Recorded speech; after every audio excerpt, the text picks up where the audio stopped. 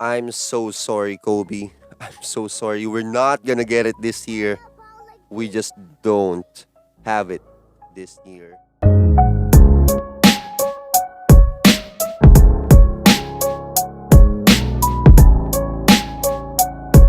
So the Los Angeles Lakers lost again against the Houston Rockets. So this was just earlier today. Natalo sila 113 to 97. It's a bad loss for the Los Angeles Lakers. Considering na wala si LeBron, that should be fine. But the way they lost the game, it seems like they just don't want to play at all dito sa laro na to. That's a little bit understandable kasi they already clinched the number one seed sa playoffs sa West. So you would think that they would put their foot off the gas a little bit. Pero that being said, itong nakita natin na to kanina, it's less about them being relaxed, but it's more of them showing yung weakness nila. And pinakamalaking bagay na napansin ko doon is yung 3-point shooting ng Los Angeles Lakers. Grabe. It's just beyond insane. Nung nag-start yung season, medyo glaring na to. Napapansin na talaga yung 3-point misery ng Los Angeles Lakers. Pero bit by bit, it's being treated by yung skill ni LeBron when it comes to transition game. So, medyo natatakpan yung... Tsaka sa ganda ng depensa ng Lakers in general, Avery Bradley was there. So, it was good nung wala pa tayo sa bubble. So, medyo napupunan yung kakulangan natin sa 3-point shooting. But then, right now, na mas nagiging, obvious na. I mean, we have a different game na.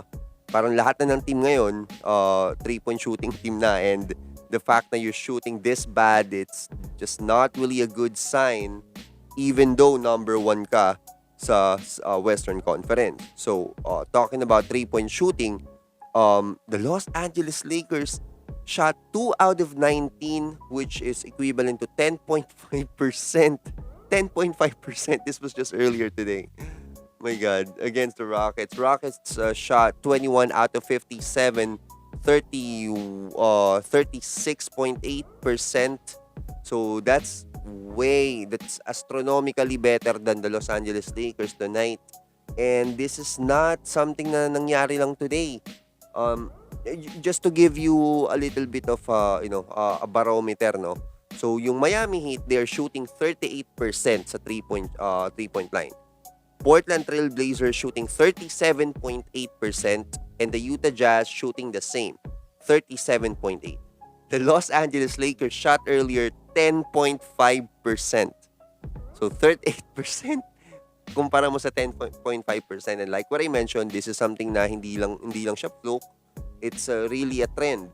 Against the Oklahoma City Thunder, we shot 5 out of 37, which is equivalent to 13.5%. Parang inflation rate lang yan. So versus Utah Jazz, we shot 9 out of 26. This is actually a bit decent, 34.6%, pero still below the average sa liga. Now, against the Raptors, we shot 25%, which is 10 out of 40. Meanwhile, the Raptors shot 41%. So, this is not really good. Just to give you an idea, once again, Los Angeles Clippers, yung number one na mga kalaban nila sa West is shooting 37% sa season na to. And imagine that. I mean, we're just waiting for who? For Rajon Rondo. We're not waiting for someone na 3-point shooter talaga. We're just waiting for him for his leadership and defense then. Not defense, but leadership and overall basketball IQ niya.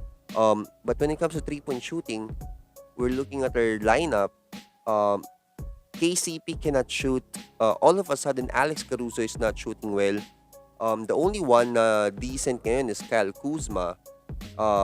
Even Anthony Davis is not really all that consistent. If you go ahead and take a look at his statistics, yung unang laro nila against the Los Angeles Clippers, 34 points.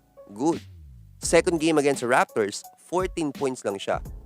You cannot have a championship team where yung second guy mo would only score 14 points. You have to have yung dalawang superstars ng championship team should always show up every game, every night, just for you to have, a higher chance of winning. And against Utah Jazz, he scored 42 points, so this is a fantastic. But the problem is, the day after that, against OKC, he only scored 9 points. So parang bench player lang siya. Then against Houston Rockets, the one that I mentioned earlier, 17 points. So he's not all that consistent. So that is the problem. It's a widespread concern, widespread problem for the Los Angeles Lakers. Right now, they are third lowest sa buong sa lahat ng team na naglalaro sa bubble ngayon. Pangatlo ang Lakers sa pinakamababa when it comes to 3-point shooting. So just to give a bit of a perspective, yung dalawa na kung saan nangunguna pa tayo, super irrelevant na. They will not make it past the first round or not even in the playoffs. So naturing ang number 1 ka sa standings sa West, pero you're essentially lowest sa pagdating sa 3-point shooting. Kasi lowest ang Lakers sa pag kinumpara mo lahat ng Western Conference team, lowest tayo sa 3-point shooting. So, what are we gonna do with that? I don't know. Maybe that's a sign na although we're number 1, and there are a lot of people are saying na Clippers and especially Nuggets, now that MPJ is playing good, and even the Rockets, which is on number 4 na sila ngayon. So, it seems like Los Angeles Lakers, is in big trouble.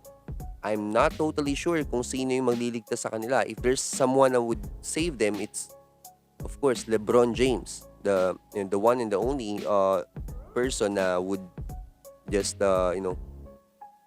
make them survive this losing streak and unbelievably dismaying performance pagdating sa 3-point line. So I hope it changes, and let's see yung mga huling laro niya sa bubble ng Los Angeles Lakers kung magbabago ba to. If not, we're looking at the Los Angeles Clippers winning the championship this year.